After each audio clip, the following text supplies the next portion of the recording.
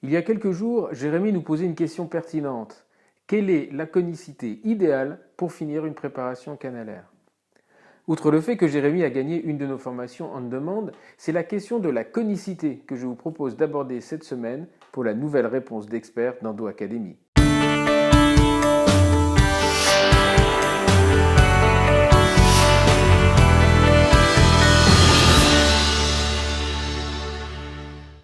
Les principes de mise en forme d'un canal sont de deux ordres. On distingue les objectifs biologiques et les objectifs mécaniques. À part la théorie du tube creux, la fameuse Hollow Tube Theory qui a été proposée dans les années 30, il n'y a aujourd'hui plus aucun doute sur l'origine infectieuse intracanalaire des pathologies endodontiques, qu'elles soient pulpaires ou périapicales d'ailleurs.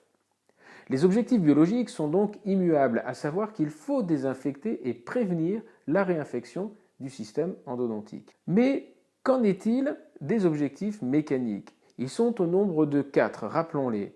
Premièrement, le maintien du calque du canal préparé par rapport au canal initial. Le deuxième, le maintien en position du foramen apical sur la surface radiculaire. Troisièmement, le maintien de l'étroitesse de ce foramen. Et enfin, quatrièmement, obtenir une conicité régulière.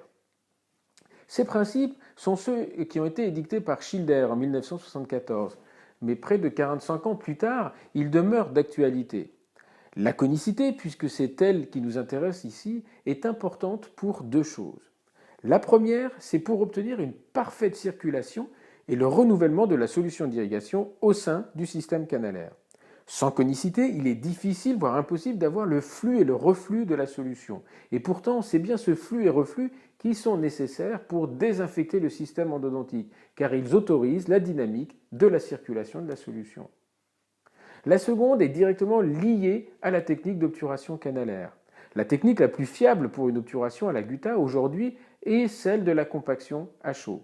Et quand on s'intéresse à cette technique, on comprend très vite que pour obtenir un maximum de force de compression dans la partie apicale du canal et prévenir la propulsion du matériau au-delà du foramen, eh bien, la forme du canal doit être conique. Alors, quelle doit être la valeur de cette conicité? Rappelons-nous que cette valeur est exprimée avec le signe du pourcentage, qui ne correspond pas à un rapport, mais qui correspond à l'augmentation de diamètre en millimètres de la section du canal préparé, tous les millimètres. 6% de conicité correspond à une augmentation de 0,06 mm ou 6 centièmes de millimètre de diamètre à tous les millimètres en direction coronaire. À l'époque de la mise en forme manuelle, dite sérielle de Schilder, on prêtait au final très peu d'attention à la valeur de cette conicité, qui en fait était proche de 10%. L'apparition de la rotation continue a permis d'augmenter la conicité des instruments et pour être franc, je ne connais pas la raison des 6% qui est presque devenue une valeur sacro-sainte. Pourquoi 6% et pas 5 ou 7%? Je me suis beaucoup intéressé à la question en son temps et je me souviens que dans les années 2000, tout le monde citait le papier de Phil Lumley, publié en 2000, pour justifier de cette valeur des 6%. En gros, tout le monde disait, et moi le premier, Lumley a démontré que l'on devait obtenir au moins 6% de conicité apicale pour assurer une bonne désinfection et une obturation. Pourtant, quand on lit le fameux manuscrit dans le détail, Phil Lumley ne fait que démontrer que 6% c'est mieux que 5 ou encore que 4% en termes d'élimination des débris sur la paroi canalaire. Mais si on avait poursuivi les travaux de Phil Lumley, peut-être que 7% aurait été mieux que 6 et qu'en aurait-il été de 8%. Toujours est-il que la base de 6% a été utilisée par tous les industriels pour en faire une conicité de finition apicale à obtenir. Et tous les instruments ont été développés sur ce concept. Depuis quelque temps, des instruments commencent à être proposés sur le marché avec des conicités inférieures ou très loin de 6%. Le meilleur exemple est pour le moment le XP Shaper de FKG qui présente lui-même une conicité de 1%. Alors certes, c'est le mouvement d'enveloppe qu'il produit qui donne de la conicité au canal, mais elle reste inférieure à 6%. Alors pourquoi cette réduction de conicité reste néanmoins compatible avec les objectifs biologiques qui, eux, n'ont pas changé? Eh bien, tout simplement parce que parallèlement à l'instrumentation, les systèmes d'irrigation et d'obturation ont également été modifiés et se sont développés. Rappelons-nous que cette conicité est importante pour permettre à la solution d'irrigation de circuler d'une part et pour compacter la gutta-perca d'autre part. Pour l'irrigation, les systèmes d'activation tels que l'endoactivator ou l'irrigatis exploitent encore la conicité. Mais finalement, cette conicité a-t-elle nécessairement besoin d'atteindre les 6%? Certains travaux s'intéressent à la dynamique des fluides, tentent à le démontrer. Mais encore une fois, pourquoi 6% et pourquoi seulement 6%? D'autres systèmes d'activation sont dorénavant disponibles, les systèmes ultrasonores par exemple, mais ces systèmes ne seraient-ils pas finalement plus efficaces pour les canaux préparés avec moins de conicité, mais plus d'élargissement du canal?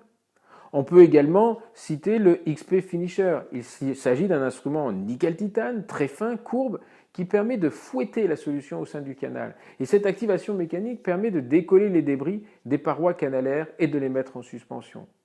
Et pour qu'il fonctionne, pas besoin de conicité. On pourrait également citer l'endovac et d'autres systèmes. Pour l'obturation, les nouveaux matériaux de la famille des biocéramiques proposent un concept d'obturation qui n'est pas basé sur la compaction de la gutta-perca, mais sur le remplissage du canal par un matériau fluide adhérent aux parois dentaires. Et finalement, pour remplir un canal de la sorte, la conicité ne devient plus essentielle, voire primordiale. Alors, si l'on reprend les deux derniers points et que l'on accepte que d'autres façons de faire permettent d'atteindre les mêmes objectifs biologiques, alors on admettra que la conicité augmentée n'est plus forcément nécessaire. Néanmoins, il faut bien comprendre que la diminution de la conicité de préparation nécessite d'utiliser des moyens de désinfection et d'obturation appropriés. Si l'on décide de conserver sa technique de désinfection par renouvellement d'irrigation et d'activation sonore ou ultrasonore, et que l'on souhaite continuer à utiliser une technique de compaction de gutta chaud ou à froid pour obturer le système endodontique, alors la conicité reste un prérequis indispensable et la valeur de 6% reste un minimum à atteindre, sans pour autant que l'on ne sache vraiment pourquoi 6. Voilà. Alors, comme tout le reste, cette discussion s'intègre dans un cadre global. Et pour bien comprendre les tenants et les aboutissants, il faut remettre les choses dans leur contexte et reprendre l'histoire dans sa globalité. Vous pouvez retrouver la totalité de l'histoire endodontique dans nos formations sur notre site internet dont l'adresse vous est rappelée en bas de la page. En attendant, l'essentiel est en partie là, mais tout cela mérite d'être largement approfondi. À très bientôt.